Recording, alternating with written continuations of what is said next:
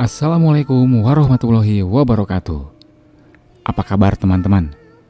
Saya harap teman-teman selalu ada dalam keadaan baik-baik saja, sehat, dan teman-teman selalu berbahagia dimanapun teman-teman berada.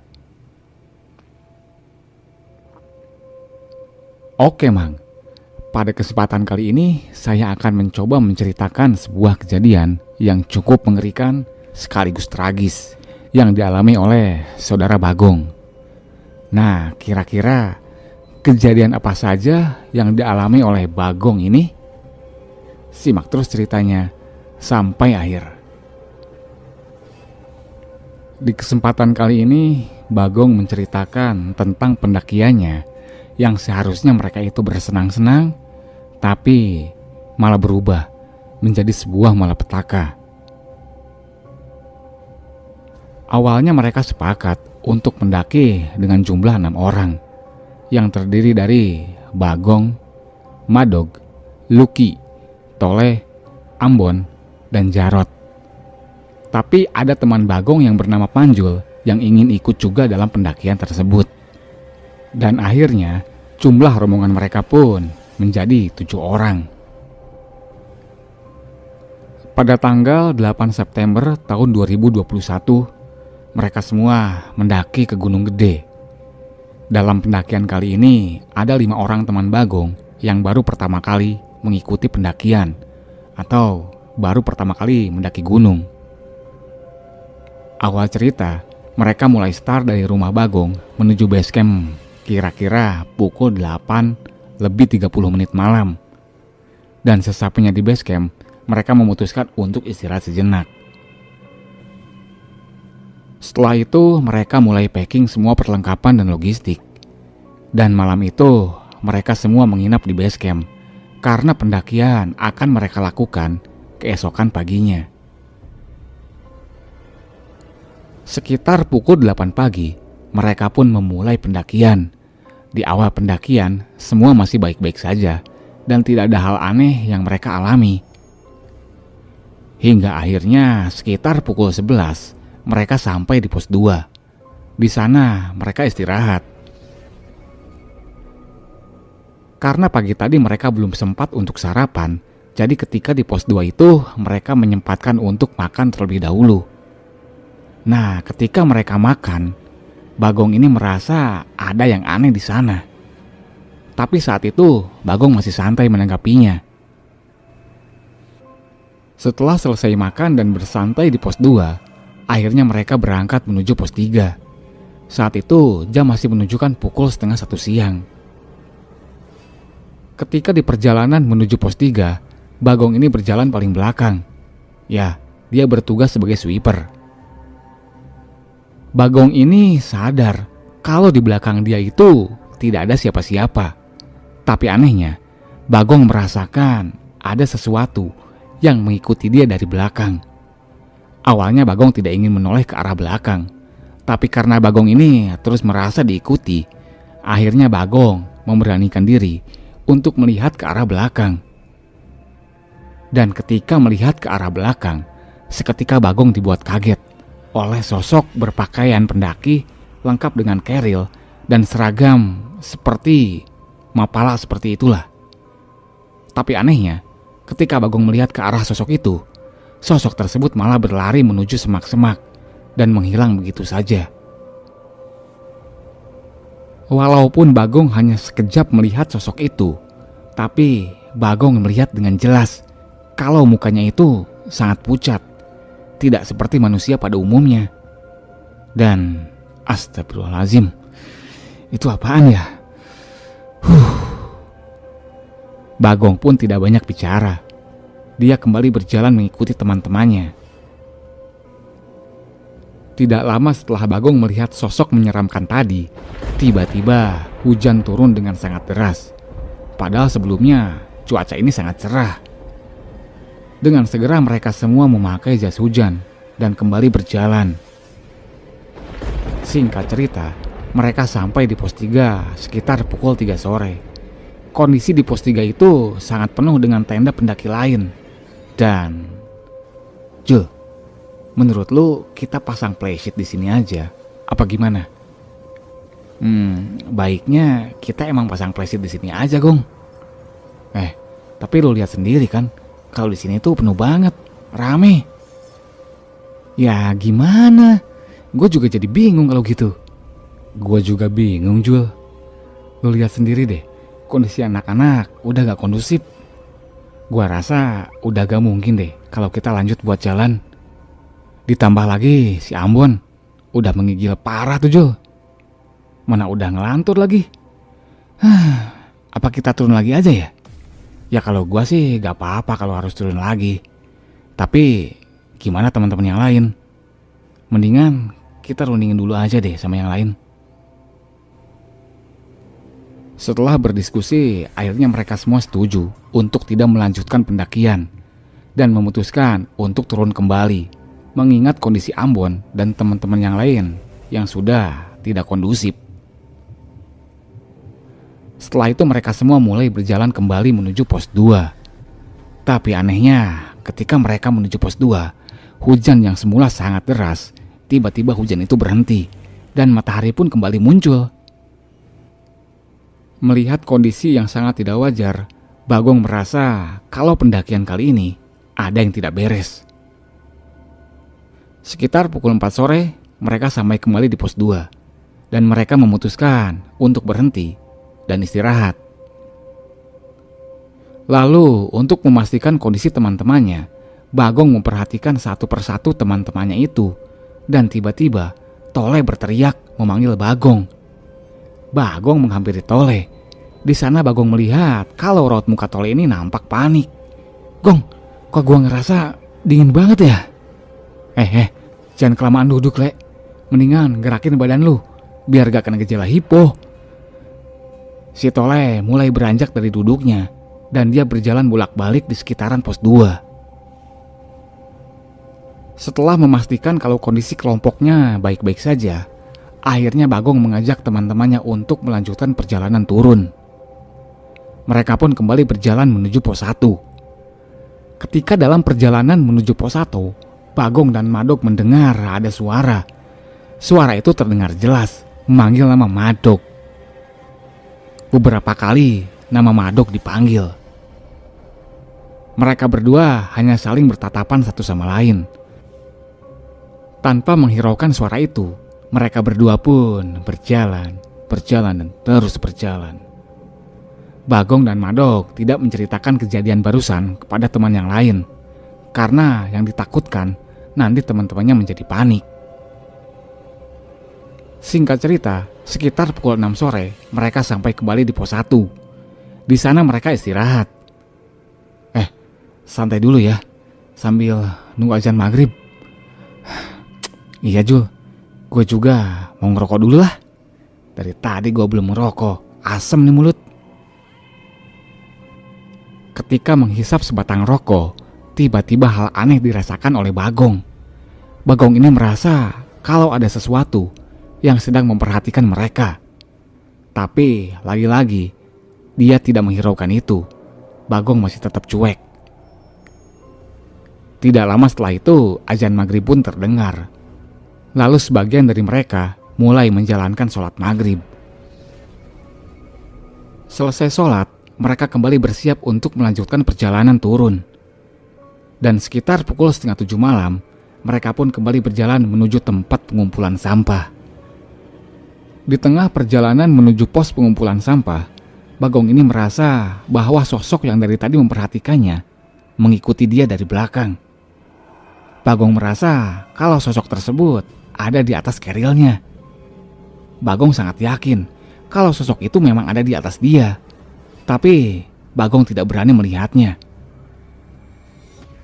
Selama perjalanan itu, Bagong terus membaca doa dalam hati.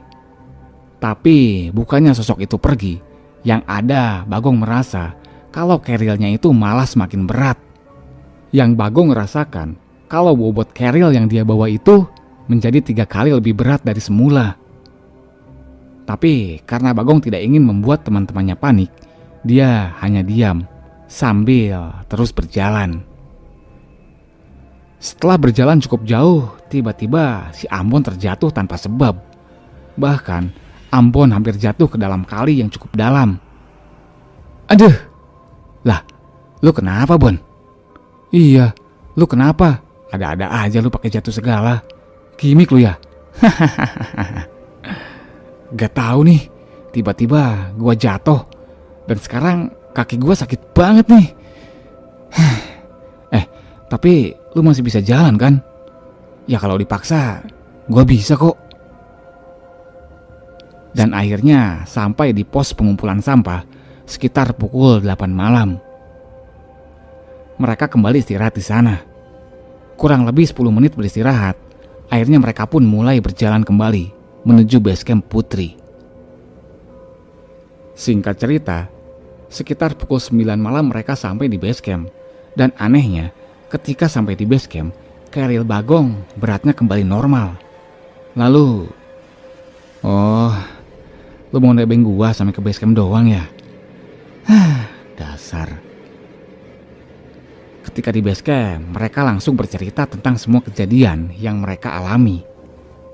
Saat mereka berbagi cerita, tiba-tiba mereka semua mendengar suara kaki dari lantai 2 base camp. Mendengar itu, mereka pun terdiam. Suara apaan tuh? Kedengerannya dari atas deh. Dari lantai 2. Ya, paling itu suara pendaki lain yang sedang beres-beres, Le. Ya udah deh, gue coba lihat ke atas ya. Jul, temenan gue yuk. Ayo, Gong. Untuk memastikan sebenarnya itu suara apa, Bagong dan Panju langsung berjalan menuju lantai 2. Tapi ternyata ketika Bagong dan Panjul sampai di lantai 2, di sana itu tidak ada orang sama sekali. Lantai 2 benar-benar sepi. Lah, kosong, Jul. Gak ada apa-apa. Ya udah, turun lagi aja, Jugong. Di sini awalnya gak enak banget. Ketika mereka berdua sampai kembali di bawah, suara pendaki lain kan? Bagong hanya mengangguk. Karena saat itu sudah larut malam, jadi mereka memutuskan untuk menginap 1 malam lagi di base camp Putri. Dan singkat cerita, keesokan harinya, tanggal 9 September tahun 2021, mereka mulai berkemas dan bersiap untuk pulang. Dan saat perjalanan pulang, kejadian mengerikan pun terjadi. Di awal perjalanan, semuanya baik-baik saja. Posisi motor mereka beriringan. Ambon dan Lucky berada di posisi paling depan. Di belakangnya ada Bagong, Jarot, dan Tole. Dan yang paling belakang, Panjul bersama Madog.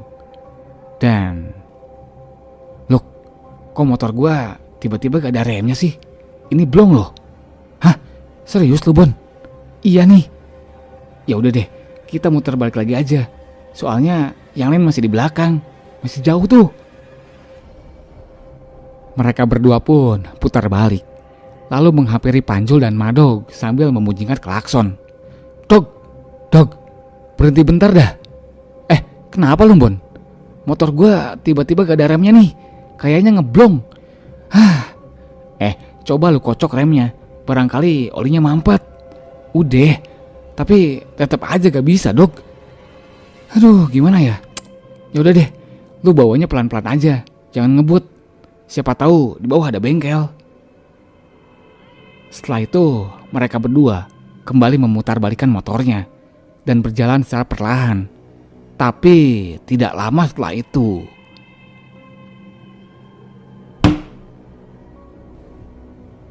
Bagong mendengar suara benturan yang sangat keras. Bagong pun langsung menuju sumber suara itu. Ketika dilihat, ternyata Ambon dan Lucky sudah terkapar di atas aspal. Kecelakaannya memang cukup parah. Melihat itu, Bagong langsung menghampiri mereka. Saat itu Bagong melihat Ambon ini kejang-kejang. Astagfirullahaladzim, Bon, Lucky. Ya Allah. Woi. Ini si Ambon kejang-kejang. Angkat pelan-pelan. Luk, lu gak apa-apa kan? Gua gak apa-apa, Le. Cuma agak sakit aja di tangan. Cepetan, bawa Ambon ke rumah sakit. Tidak lama setelah itu, nampak ada angkot yang lewat. Lalu Panjul memberhentikan angkot itu. Ambon dan Lucky dibawa menggunakan angkot menuju rumah sakit terdekat. Jarot, Madok, dan Tole ikut untuk menemani Lucky dan Ambon. Di tengah perjalanan menuju rumah sakit, tiba-tiba si Ambon ini ngelantur. Dalam keadaan tidak sadarkan diri, dia berkata, "Ya Allah, gua salah apa ya Allah?" "Udah Bon, lu tenang. Bon, tenang." "Iya Bon, lu tenang ya, jangan banyak gerak." Sesampainya di rumah sakit, alhamdulillah Ambon mulai sadarkan diri. Dan dia bertanya kepada teman-temannya tentang kejadian yang dia alami tadi. Setelah dicek oleh dokter, ternyata Ambon ini mengalami patah tulang di bagian jari tengah sebelah kiri. Dan Lucky mengalami pergeseran tulang di bagian bahu kanannya. Lalu Bagong memanggil Madok, Panjul, dan Jarot. Sebenarnya apa sih yang terjadi? Kok bisa si Ambon sama Lucky kecelakaan gitu?" "Iya, tadi tuh motornya Ambon remnya blong. Terus gua suruh buat jalan pelan-pelan aja gitu. Tapi gak taunya dia malah jatuh." "Apa lu bilang? Tapi kok bisa ya posisi kecelakaan mereka itu ada di belakang gua?" "Ya lu gimana? Orang tadi mereka muter balik dan kata mereka dia tuh ngelewatin motor lu dan ngelaksonin lu, nyuruh lu buat berhenti." "Hah? Demi Allah Dok, gua gak lihat. Gua juga gak denger kalau mereka klakson. Asli, gua gak bohong cuy. Bener, gua kira mereka tuh udah jalan jauh di depan gua." "Tahu lu Gong, bukannya berhenti." "Waduh, kok bisa ya? Lu tuh gak sadar kalau diklaksonin sama Ambon. Gue yakin ada yang gak beres nih." Di tengah kepanikan yang mereka rasakan, Bagong langsung menelpon omnya yang bernama Om Ari. "Om Ari, Om, gue cuma mau ngabarin lu kalau kita semua kena musibah nih Om. Ambon sama Lucky kecelakaan." "Gue bilang juga apa? Posisi lu sekarang di mana?" "Di rumah sakit Om, di rumah sakit Cimacan." Ya udah, lu tunggu di situ. Gua kesana sama bapaknya Jarot. Sekalian bawa truk gede buat ngangkut motor lu semua. Nanti lu semua naik mobil aja baliknya. Jangan ada yang bawa motor. Paham?" "Oke Om, siap. Tapi sorry ya Om, jadinya kita ngerepotin lu." "Ya udah, gak apa-apa, santai aja lah."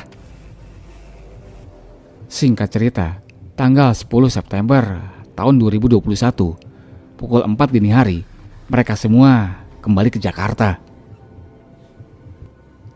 Setelah sampai rumah, Om Ari memanggil Bagong dan Tole untuk memberitahu apa yang sebenarnya terjadi dengan pendakian mereka. Oh iya, sekedar informasi ya, kalau Om Ari ini memiliki kelebihan sejak kecil dalam hal-hal mistis seperti ini. Gong, gua udah bilang ke lu berdua kan untuk tunda pendakiannya. Karena gua tahu apa yang bakal terjadi sama lu berdua dan juga teman-teman lu. Lah, kenapa lu gak ngomong dari awal Om? Ya gak bisa Gong. Kalau gua kasih tahu apa yang bakal terjadi sama lu pade, itu sama aja gua ngelangkahin Tuhan. Emang sebenarnya apa yang terjadi sih Om? Nih, gua kasih tahu ya sama lu berdua. Sejak pertama lu semua nginjekin kaki di sana, kehadiran kalian tuh tidak disambut dengan baik oleh mereka semua. Dan ketika lu di base camp, lu itu udah dikelilingin oleh makhluk dan sosok dari kerajaan di sana. Banyak bentuk, banyak rupa. Ya pokoknya gak bisa dijelasin satu persatu deh. Yang jelas, masing-masing dari lu udah ditandain sama mereka semua. Hah? Kok bisa kayak gitu Om? Iyalah, soalnya salah satu dari kalian ada yang bawa barang yang mereka gak suka sama sekali sama barang itu. Emang barang apaan Om? Perasaan gue gak bawa barang aneh-aneh kok. Bukan lu berdua, tapi si Ambon. Dia itu bawa gelang yang ada isinya. Makanya sejak awal mereka itu sudah gak suka sama kehadiran kalian. Oh, pantesan aja Om. si Ambon terus yang kena. Dari mulai di pos 3, dia itu menggigil hebat. Terus dia ngelantur. Ditambah lagi dia jatuh hampir masuk ke kali. Plus yang terakhir, yang paling parah nih ya, dia itu kecelakaan. Habis itu dia kejang-kejang kayak gitu om.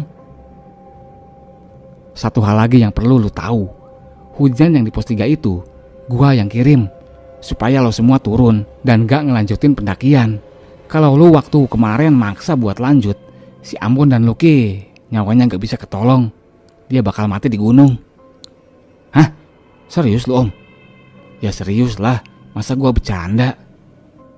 Oh iya om, ketika gua jalan dari pos 2 menuju pos 3, perasaan gua ada yang ngikutin dari belakang. Oh, kalau itu mah pendaki yang hilang dan meninggal di sana. Ya pokoknya selama kalian mendaki kemarin, kalian itu udah ditandain satu persatu. Ngeri juga ya om. Oh iya om, satu lagi. Kok gua gak denger ya? Dan gua juga gak sadar kalau si Ambon sama si Lucky itu muter balik terus ngelewatin gua sebelum kecelakaan itu om. Ya sebenarnya saat itu pandangan lu itu dibutain oleh mereka. Dan mereka itu masih ngikutin lu sampai sekarang. Dia masih di belakang lu tuh. Hah? Masa sih om? Serius om? Jangan bercanda. Lu jangan ngikut-ngikutin gua. Ya udah deh. Kalau gak percaya gak apa-apa. Tapi udah tenang aja, ada gua. Ya udah deh om. Ya seandainya gua tuh dengerin lu dan gua gak maksa buat naik, gua rasa gak bakal ada kejadian kayak gini. Sorry ya om, gua jadi gak enak banget sama lu nih. Udah gak apa-apa. Lain kali kalau gua bilangin, lu jangan pada bandel. Lu denger aja ya. Ini jadi pelajaran buat lu. Oke? Ambil hikmahnya aja deh. Iya om. Tapi kejadian janggal tidak hanya sampai di situ saja. Hari, minggu, dan bulan pun terus berganti. Singkat cerita, siang itu Om Ari main ke tempat kopi Bagong. Saya melihat Om Ari tidak seperti biasanya. Matanya itu lebam, seperti bekas pukulan, dan terlihat sangat lelah sekali. Om, mata lu kenapa om? Lebam gitu, kayak habis berantem deh. Ya biasa lah gong, gua habis itu. Hah? Habis apaan om? Begadang lu ya? Lu lembur lagi ya sampai pagi? Ya salah satunya itu. Tapi yang paling penting, gua itu habis ngelawan demit-demit yang mau nyawa lu. Hah? Maksudnya nyawa gua gimana om? Iya gong, jadi demit-demit yang mau ngambil nyawa lu gak terima karena dulu gua gagalin. Jadinya dia nyoba buat nyerang gua. Tapi tenang aja, semua udah beres. Ya ampun om, sorry banget ya. Gua bener-bener minta maaf sama lu. Jadi sampai kayak gini dah. Udah santai aja, slow bro, aman pokoknya. Yang jelas mereka semua udah gak bisa ngapa-ngapain lu lagi. Lu aman. Tidak sampai di situ saja, Doble, kawan Bagong ini pun sebenarnya sudah melarang Bagong untuk tidak mendaki pada hari itu. Karena dia melihat di pikirannya seperti ada reka adegan bahwa akan ada sesuatu hal buruk yang akan menimpa Bagong. Gong, lu tahu gak kenapa waktu itu gua ngelarang lu buat naik gunung? Yaelah Gong, apalagi sih? Emang kenapa? Gua juga sebenarnya gak ngerti Gong. Tapi gua lihat di pikiran gua kalau lu tuh bakalan kenapa-napa di gunung. Dan pasti bakal terjadi hal-hal yang buruk sama lu dan juga teman-teman lu. Bener aja kan? Serius lu? Ya serius lah, masa iya gua ngarang? Kalau gua ngarang, cerita gua gak bakal sedetail itu kan? Cerita gua sama persis kan dengan yang lu alamin? Iya juga ya Bleh. Tapi yaudah deh, gua udah gak mau mikirin kejadian itu lagi. Ya, udah, gak usah diukit-ukit. Makanya lain kali kalau naik gunung sama gua aja, dijamin aman. Alah, dasar Doble lu. Setelah itu, kehidupan mereka semua kembali berjalan normal seperti sedia kala. Dan Bagong pun tidak kapok untuk mendaki gunung. Sekian cerita dari Dava Variandra. Ya, itu nama asli Bagong. Namanya Dava Variandra. Oke teman-teman, mungkin itu saja yang bisa saya ceritakan pada kesempatan kali ini. Ya, pesan saya buat teman-teman yang suka naik gunung, terus kalian itu punya jimat atau apalah istilahnya bebesel kali ya. Ya kalau naik gunung jangan dibawa lah. Sebaiknya disimpan saja. Karena yang dikhawatirkan, energi dari jimat itu nggak disukai sama energi makhluk yang ada di sana. Yang dikhawatirkan jika teman-teman membawa jimat saat mendaki, ya kejadiannya kayak si Ambon ini. Untung aja si Ambon masih bisa selamat. Aduh, Ambon, Bon. Lain kali kalau naik gunung, disimpan ya, Bon. Akhir kata saya ucapkan Assalamualaikum warahmatullahi wabarakatuh. Salam pejalan Hoream.